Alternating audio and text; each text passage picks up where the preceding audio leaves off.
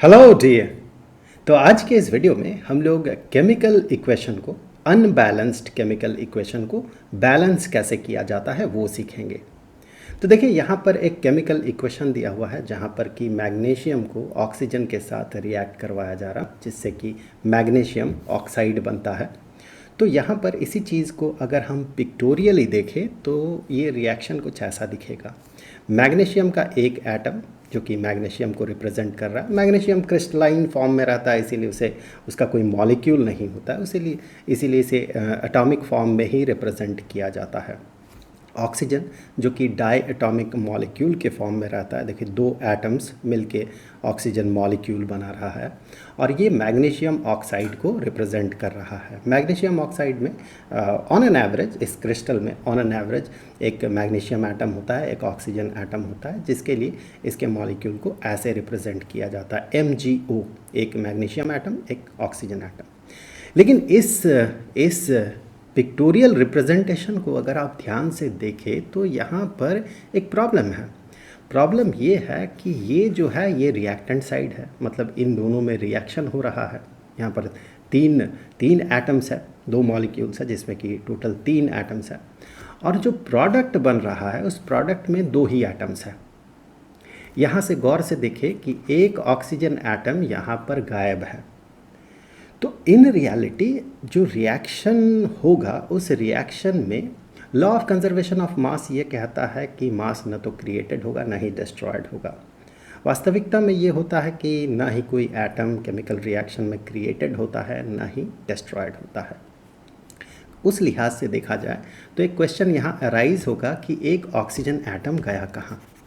तो इसके लिए हमें इसी चीज़ को ठीक से रिप्रेजेंट करना होता है। आप यहाँ गौर से देखिए, जो बात हम कर रहे थे ऑक्सीजन एटम एक तरफ, यहाँ पर 2 एटम्स है जो कि इस तरफ एक एटम कम है, इसीलिए इस तरह के केमिकल इक्वेशन को अनबैलेंस्ड जो कि बैलेंस में नहीं है, अनबैलेंस्ड केमिकल इक्वेशन कहा जाता है। अगर बैलेंस के एक तरफ इसे रखा जाए, दूसरी तरफ इसे रखा जाए तो ऑब्वियसली ये जो साइड होगा ये हेवियर साइड होगा। तो इसे अभी हमें फिक्स करना है, कुछ इस तरह से इसे रिप्रेजेंट करना है ताकि जो लेफ़्ट हैंड साइड है और जो राइट हैंड साइड है वो इस तरह का रिप्रेजेंटेशन हमें प्रस्तुत करे कि दोनों तरफ जो है number of atoms, her element का नंबर ऑफ एटम्स इक्वल हो। तो इसके लिए देखिए, अगर हम इसे थोड़ा सा एटम और मॉलिक्यूल जोड़ते हुए थोड़ा सा इसे मॉडिफाई करें तो इस तरफ लेफ़्ट हैंड साइड में अगर हम एक मैग्नीशियम एटम बढ़ा देते हैं, मतलब 2 मैग्नीशियम एटम एक ऑक्सीजन मॉलिक्यूल के साथ रिएक्ट कर रहा है और जो प्रोडक्ट साइड है यहाँ पर भी MgO का एक मॉलिक्यूल हम बढ़ा देते हैं, तो फिर देखिए मैग्नीशियम का 2 एटम्स इस साइड में है, प्रोडक्ट साइड में है, और रिएक्टेंट साइड में, रिएक्टेंट साइड में है और प्रोडक्ट साइड में भी 2 एटम्स ही हैं। और रिएक्टेंट साइड में ऑक्सीजन के 2 एटम्स हैं और प्रोडक्ट साइड में भी ऑक्सीजन के 2 एटम्स हैं। तो इस तरह से देखिए, जो प्रॉब्लम हम फेस कर रहे थे कि नंबर ऑफ़ एटम्स हर एक एलिमेंट का दोनों साइड में, रिएक्टेंट साइड और प्रोडक्ट साइड में सेम होना चाहिए, उस प्रॉब्लम को हमने रिजॉल्व कर लिया। और इसी चीज़ को अगर हम इस इक्वेशन में लिखते हैं तो ऑब्वियसली मैग्नीशियम का 2 एटम्स है तो यहाँ पर 2 लिखना होगा हमें, और मैग्नीशियम ऑक्साइड का 2 मॉलिक्यूल्स यहाँ पर है तो इसीलिए हमें यहाँ पर 2 लिखना होगा। वो यहाँ 1 लिखने का कोई मतलब बनता नहीं है, इसीलिए नॉर्मली 1 नहीं लिखा जाता। कुछ नहीं लिखा हुआ है इसका मतलब ही यहाँ पर 1 होता है। यहाँ पर देखिए रिएक्टेंट साइड और प्रोडक्ट साइड में सेम नंबर ऑफ़ एटम्स है, हर एक एलिमेंट का सेम नंबर ऑफ़ एटम्स है। इस तरह के इक्वेशन को बैलेंस्ड केमिकल इक्वेशन कहा जाता है।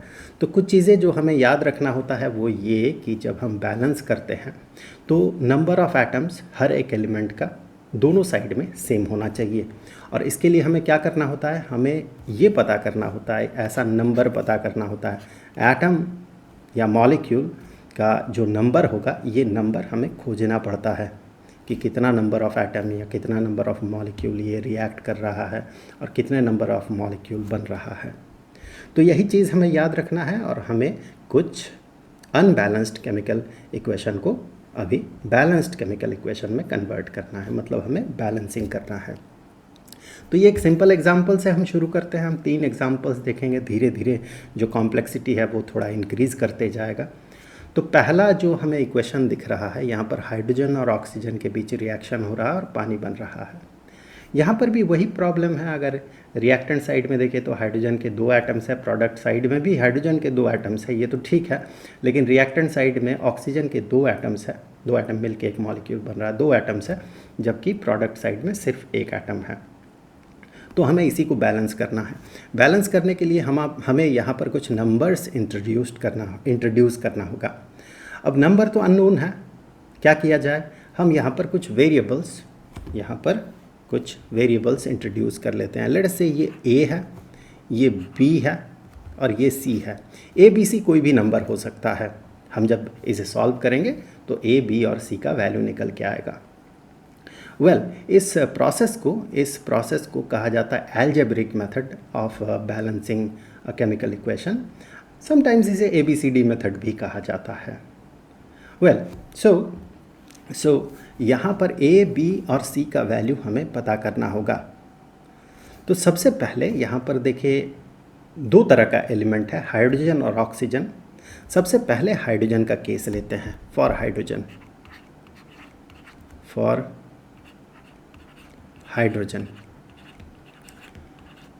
का अगर आप लेफ्ट हैंड साइड में नंबर ऑफ एटम्स देखें तो वो नंबर ऑफ एटम्स कितना होगा। H2 रिप्रेजेंट कर रहा 2 हाइड्रोजन एटम्स को। अब वैसे उससे एक मॉलिक्यूल बन रहा, वैसे अगर A नंबर ऑफ मॉलिक्यूल्स होगा तो टोटल कितने एटम्स हो जाएंगे। तो ऑब्वियसली यहाँ पर टोटल नंबर ऑफ एटम्स हो जाएंगे 2A।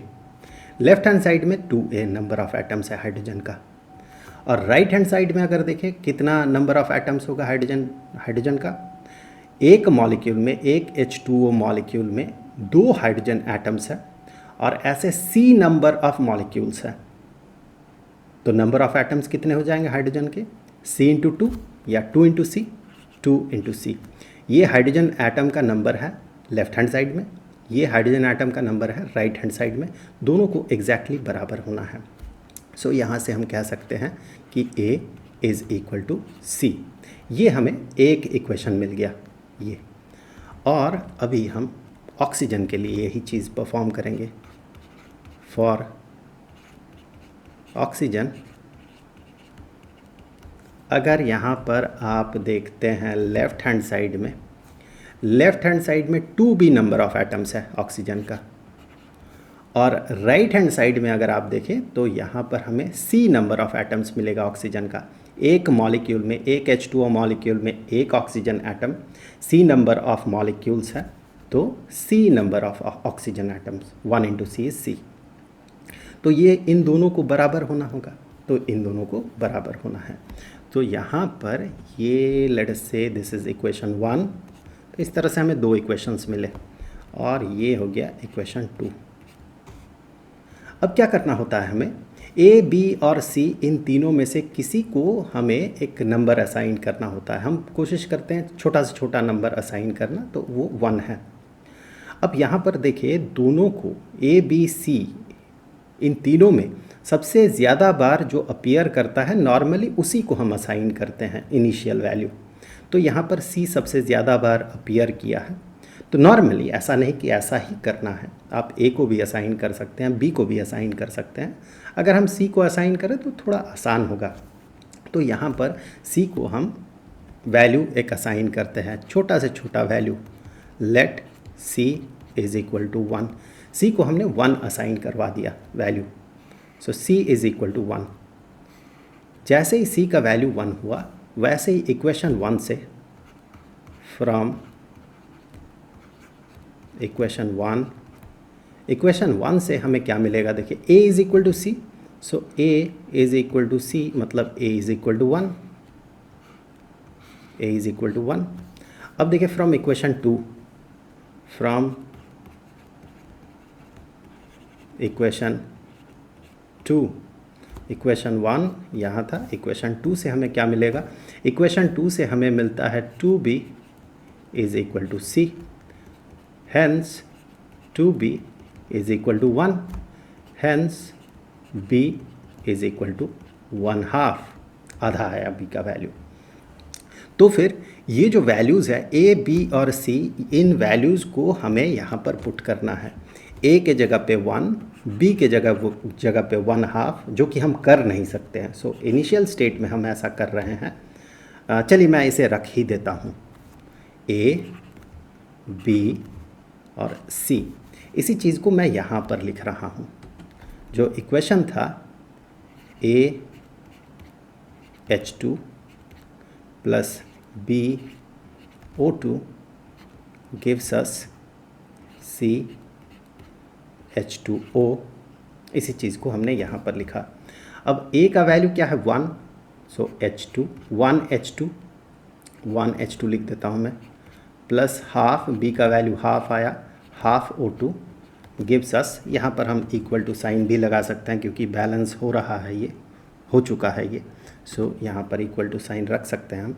C का वैल्यू 1H2O। लेकिन प्रॉब्लम ये है कि हम ऐसा फ्रैक्शन हम यहाँ पर लिख नहीं सकते हैं, क्योंकि ये नंबर जो है, ये नंबर क्या इंडिकेट कर रहा है, ये जो नंबर है, ये जो नंबर है और ये जो नंबर है, ये नंबर ऑफ मॉलिक्यूल को रिप्रेजेंट कर रहा है। अब नंबर ऑफ मॉलिक्यूल तो फ्रैक्शन में हो नहीं सकता। ये 1 हो सकता है, 2 हो सकता है, 3 हो सकता है, 4 हो सकता है, हाफ नहीं हो सकता, 1/3 नहीं हो सकता है। तो यहाँ पर इस प्रॉब्लम को रिजॉल्व करने के लिए हम क्या कर सकते हैं, इक्वेशन के दोनों साइड को किसी एक नंबर से मल्टीप्लाई कर सकते हैं, कर ही सकते हैं हम वो। सो अब यहाँ पर इस डिनोमिनेटर वाले 2 को हटाने के लिए हम क्या कर सकते हैं, 2 से मल्टीप्लाई कर सकते हैं। सो 2 से जैसे ही हम मल्टीप्लाई कर देंगे वैसे ही ये बन जाएगा 1 × 2 = 2, 2H2 plus half × 2 is equal to 1, तो उस 1 को लिखने की ज़रूरत नहीं है, इज़ इक्वल टू यहाँ पर 1 × 2 इज़ इक्वल टू 2H2O। अब आप नंबर ऑफ एटम्स को देख ले। हाइड्रोजन के 4 एटम्स है इस साइड में, इस साइड में भी 4 एटम्स है। ऑक्सीजन के 2 एटम्स है इस साइड में, ऑक्सीजन के 2 एटम्स है इस साइड में। तो इस तरह से हम इस तरीके से हम इसे सॉल्व कर सकते हैं, बैलेंस कर सकते हैं, और इसे अलजेब्रिक मेथड कहा जाता है। एक और प्रॉब्लम, थोड़ा इससे कॉम्प्लिकेटेड प्रॉब्लम, यहाँ पर दो रिएक्टेंट्स हैं और 2 प्रोडक्ट्स हैं। इसे अभी हमें करना है सॉल्व, बैलेंस करना है। तो यहाँ पर बेरियम क्लोराइड है, यहाँ पर ये सल्फ्यूरिक एसिड है, ये एक्वस सॉल्यूशन में है, और बेरियम सल्फेट है, यहाँ पर हाइड्रोक्लोरिक एसिड बन रहा है। यहाँ पर भी वही करेंगे हम, यहाँ A लगा देते हैं, यहाँ B लगा देते हैं, यहाँ C लगा देते हैं और यहाँ D लगा देते हैं। सबसे पहले मिल रहा हमें बेरियम, सो फॉर बेरियम को बैलेंस कर रहे हैं हम। सो बेरियम को बैलेंस करने के लिए सबसे पहले आप लेफ़्ट हैंड साइड में देखिए बेरियम का नंबर ऑफ़ एटम्स कितना है, A है, और इस साइड में देखिए बेरियम का नंबर ऑफ़ एटम्स कितना है, इस साइड में बेरियम का नंबर ऑफ़ एटम्स C है। सो A = C। ये तो बेरियम के लिए हो गया। अब है क्लोरीन, सो फॉर क्लोरीन के लिए आप इस साइड में देखें नंबर ऑफ़ एटम्स आपको क्या दिखेगा, इस साइड में हमें दिखेगा 2A, और इस साइड में क्लोरीन के लिए नंबर ऑफ़ एटम्स दिखेगा D। एक क्लोरीन यहाँ पर, नंबर ऑफ़ मॉलिक्यूल्स जो है D है। सो ये मिल गया हमें दूसरा इक्वेशन। और अब आएगा हाइड्रोजन। सो फॉर हाइड्रोजन इस साइड में देखिए हाइड्रोजन का नंबर ऑफ़ एटम्स 2B है, 2B, और इस साइड में हाइड्रोजन का नंबर ऑफ़ एटम्स है D, that is equal to D। और अब बचा S, फिर बचा O, ठीक है, S और O। यहाँ पर A है, A और C का इंटर रिलेशन हो गया, A और D का इंटर रिलेशन हो गया, D और B का इंटर रिलेशन हो गया। तो जब सब इंटर रिलेटेड हो ही चुका है, यहाँ से देखिए A है, C है, D है और फिर B भी है।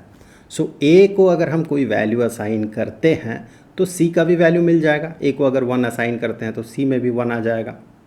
अब 2A = D अगर होता है तो D को भी वैल्यू मिल जाएगा, 2 मिल जाएगा D को। और डी को जैसे ही वैल्यू मिल गया वैसे ही बी को भी वैल्यू मिल जाएगा। तो इसका मतलब यहाँ एस और ओ के लिए हमें आगे कुछ लिखना नहीं है, इसी से सॉल्यूशन हो जाएगा। सो यहाँ पर मैं इक्वेशन का नाम दे देता हूँ। ये इक्वेशन 1 हो गया, ये इक्वेशन 2 हो गया, और ये जो है इक्वेशन 3 हो गया। सो अब किसी एक को लेट ए को ही दे देते हैं, असाइन कर देते हैं a = 1। ए को हमने 1 असाइन कर दिया। ए से सी को वैल्यू मिल जाएगा इक्वेशन 1 से, फिर इक्वेशन 2 से ए से डी को वैल्यू मिल जाएगा।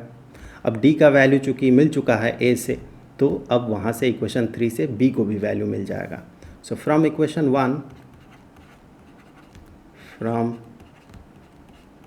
1 हम कह सकते हैं कि ए को तो वैल्यू हमने असाइन कर ही दिया है पहले ही, तो सी को भी वैल्यू मिल गया, c = 1। और फ्रॉम इक्वेशन 2, इस इक्वेशन से हमें d को वैल्यू हमें मिल जाएगा, d का वैल्यू। सो d = 2 × a, और a को हमने 1 असाइन किया है, इसका मतलब d = 2। अब फ्रॉम इक्वेशन 3, 2b = d, और d का वैल्यू 2 है, so b = d / 2, hence b = 2 / 2, that is equal to 1। So c का वैल्यू हमें मिल गया, d का वैल्यू हमें मिल गया, और b का भी वैल्यू हमें मिल गया। a1, b1, c1 and d2। तो उसी चीज़ को मैं यहाँ पर लिख रहा हूँ। a का वैल्यू 1 है, सो BaCl2 प्लस b का वैल्यू है 1, H2SO4, it gives us, c का वैल्यू है 1, तो BaSO4 प्लस d का वैल्यू है 2 HCl। आप एक बार देख लें, दोनों साइड में बेरियम यहाँ पर एक है एटम, यहाँ पर भी एक एटम है। और क्लोरीन जो है, क्लोरीन यहाँ पर 2 है, यहाँ पर भी क्लोरीन 2 है, हाइड्रोजन 2 है, हाइड्रोजन यहाँ पर 2 है। सल्फेट आयन को एक ही साथ देख लेते हैं। चलिए, सल्फेट आयन SO4 1 है, यहाँ पर भी SO4 1 है। सल्फ़र को भी देख सकते थे आप, सल्फ़र 1, ऑक्सीजन 4, इस तरह से भी देख सकते थे आप। इस तरह से हमने इसे बैलेंस कर लिया। ये बैलेंस्ड केमिकल इक्वेशन है। अनबैलेंस्ड केमिकल इक्वेशन में हम यहाँ एरो लगाते हैं, बैलेंस्ड केमिकल इक्वेशन में हम इक्वल टू साइन लगाते हैं। इससे थोड़ा सा कॉम्प्लिकेटेड सिचुएशन में आते हैं। वैसे ये बहुत ज़्यादा कॉम्प्लिकेटेड तो है नहीं, पर यहाँ ये जो ब्रैकेट है उसी का प्रैक्टिस हो जाएगा। एक बार आप खुद से एक बार इसे प्रैक्टिस कर लें, कोशिश कर लें। ए लगाएंगे, बी लगाएंगे, सी लगाएंगे, और फिर डी लगाएंगे। अब यहाँ पर देखिए, यहाँ पर हाइड्रोजन के लिए अगर हम सबसे पहले कंप्यूट करते हैं फॉर हाइड्रोजन, अगर आप लेफ़्ट हैंड साइड में देखें तो यहाँ से हमें ए नंबर ऑफ़ एटम्स मिलता है हाइड्रोजन का, और लेफ़्ट हैंड साइड में ही यहाँ से हमें 2b नंबर ऑफ़ एटम्स मिलेगा हाइड्रोजन का, क्योंकि एक OH ग्रुप में 2 हाइड्रोजन एटम्स है। अगर मैं इसे ड्रॉ करता हूँ तो ये कैल्शियम और ये OH एक, और OH ग्रुप जो है ये दूसरा। सो एक कैल्शियम हाइड्रोक्साइड मॉलिक्यूल में 2 हाइड्रोजन एटम्स, वैसे ही B नंबर ऑफ़ मॉलिक्यूल्स हैं, तो 2b number of hydrogen atoms. ये दोनों ही लेफ़्ट हैंड साइड की बात है, तो ये दोनों हम जोड़ेंगे। लेफ़्ट हैंड साइड में इतने नंबर ऑफ़ हाइड्रोजन एटम्स है। राइट हैंड साइड में अगर आप देखें तो राइट हैंड साइड में यहाँ पर हाइड्रोजन है। हाइड्रोजन 2 एटम्स है एक मॉलिक्यूल में, 2d हो जाएगा हाइड्रोजन एटम का नंबर, 2d, ये दोनों बराबर हो जाएगा। ये तो हाइड्रोजन हो गया। नेक्स्ट किसके लिए करें हम? नेक्स्ट चलिए नाइट्रोजन के लिए करते हैं। सो फॉर नाइट्रोजन,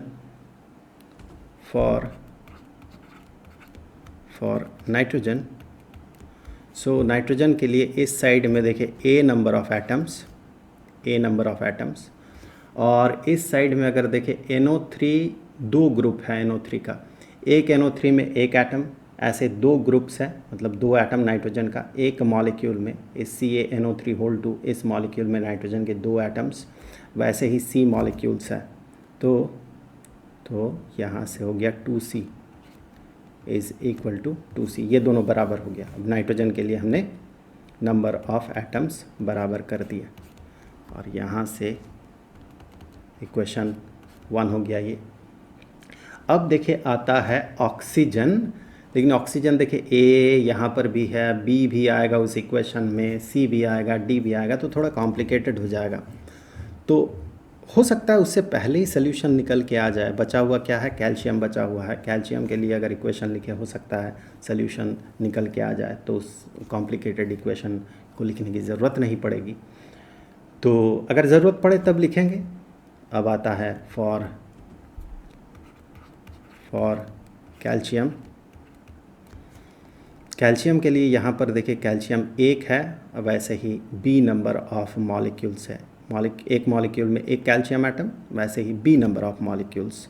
तो यहाँ से B number of atoms B हो गया कैल्शियम का, और यहाँ से नंबर ऑफ एटम्स C हो गया। सो यहाँ से नंबर ऑफ एटम्स हो गया C कैल्शियम का। अब देखिए क्या हम यहाँ से सॉल्व कर सकते हैं A B C D। अगर हम यहाँ वैल्यू किसी को भी असाइन करते हैं, किसी को असाइन करते हुए कौन सबसे ज़्यादा बार अपीयर कर रहा है, B भी 2 बार अपीयर कर रहा है, C भी 2 बार अपीयर कर रहा है, A भी 2 बार अपीयर कर रहा है। तो ये चूँकि कॉम्प्लिकेटेड है तो इसको अभी छोड़ देते हैं। इन दोनों में से किसी को भी वैल्यू अगर असाइन करे, C को अगर वैल्यू असाइन कर दे तो आप A को भी कर सकते हैं, B को भी कर सकते हैं, क्योंकि B से C पहुंच जाएंगे हम, C से A पहुंच जाएंगे, A B C हो जाएगा, और A B से हम D पहुंच सकते हैं। तो A B और C किसी को भी आप वैल्यू असाइन कर सकते हैं 1। सबसे आसान होगा अगर हम C को वैल्यू असाइन करें 1। ऐसा क्यों? क्योंकि C को जब हम 1 असाइन करेंगे तो A का वैल्यू 2 आ जाएगा, B का वैल्यू 1 आ जाएगा। लेकिन अगर हम यहाँ A का वैल्यू असाइन करते हैं 1 तो C का वैल्यू हाफ आएगा, फिर हमें मल्टीप्लाई करना होगा। उससे बेहतर है कि हम C को वैल्यू असाइन कर दें 1। So C is equal to 1। अब यहाँ से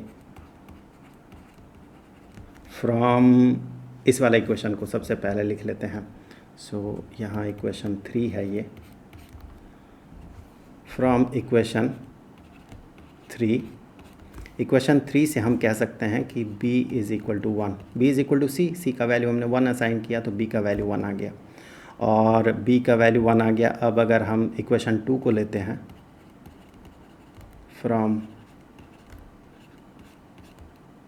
इक्वेशन 2, यहाँ C का वैल्यू चूँकि 1 है और A का वैल्यू है 2C, सो 2 इंटू 1, सो ये हो गया 2। अब आते हैं इक्वेशन 1 में। फ्रॉम इक्वेशन 1 हमें D का वैल्यू पता करना होगा। So 2D is equal to A plus 2B, और A का वैल्यू 2 है, B का वैल्यू 1 है, so 2 into 1 is 2 is equal to 4। Hence D is equal to 4 divided by 2, that is equal to 2। तो हमें B का वैल्यू मिला, A का वैल्यू मिल गया, और D का वैल्यू मिल गया। सो इस इक्वेशन को हम ऐसे लिख सकते हैं, A का वैल्यू 1 है तो HNO3 प्लस B का भी वैल्यू 1 है, A का वैल्यू 2 है, सो 2HNO3, B का वैल्यू 1 है, so CaOH whole 2 is equal to, C का वैल्यू देखिए 1 है, C का वैल्यू 1 है, मतलब CaNO3 होल 2 प्लस D का वैल्यू 2 है, सो 2H2O। एक बार देख लेते हैं। हाइड्रोजन यहाँ से 2 है, यहाँ से 2 है, तो 4 हाइड्रोजन हो गया, यहाँ से 4 हाइड्रोजन हो गया, राइट हैंड साइड में भी 4 हाइड्रोजन। नाइट्रोजन को देख लेते हैं, 2 नाइट्रोजन है यहाँ पर, और यहाँ पर भी 2 नाइट्रोजन। ऑक्सीजन को देख लेते हैं, ऑक्सीजन यहाँ से 6, ऑक्सीजन के लिए लिखना होगा 6, और यहाँ से ऑक्सीजन 2, और इस साइड में ऑक्सीजन देखिए यहाँ से 6, 3 × 2 6, और इस यहाँ से 2, तो दोनों बराबर हो गया, ऑक्सीजन भी बराबर हो गया दोनों साइड से। और कैल्शियम देखिए यहाँ पर 1 है, कैल्शियम 1 है। OH जो है वो ऑक्सीजन तो कर ही लिया हमने, हाइड्रोजन भी देख लिया हमने, तो सबको देख लिया, कैल्शियम भी देख लिया हमने, कैल्शियम यहाँ से 1, यहाँ से 1, तो सबको हमने देख लिया। सो इस तरह से ये जो इक्वेशन है, ये इक्वेशन बैलेंस्ड हो गया कम्प्लीटली। तो इस तरह से हम अनबैलेंस्ड केमिकल इक्वेशन को बैलेंस कर सकते हैं इस एल्जेब्रिक मेथड से। अब अगला चैप्टर जो है, अगला चैप्टर है स्ट्रक्चर ऑफ एटम। उस चैप्टर को वैसे तो हमने एडुपॉइंट चैनल में भली भांति इसे कंप्लीट कर लिया है, फिर भी अगर मौका मिले तो यहाँ पर भी हम उसे कवर करेंगे। तो उस वीडियो का लिंक अगर बनता है तो उस वीडियो का लिंक आपको यहाँ पर स्क्रीन पे मिल जाएगा। तो जो प्लेलिस्ट है इस पूरे चैप्टर का, उस प्लेलिस्ट का लिंक आपको नीचे डिस्क्रिप्शन बॉक्स में मिल जाएगा। तो जल्द मिलते हैं अगले वीडियो में, तब तक के लिए खुश रहें, गुड बाय।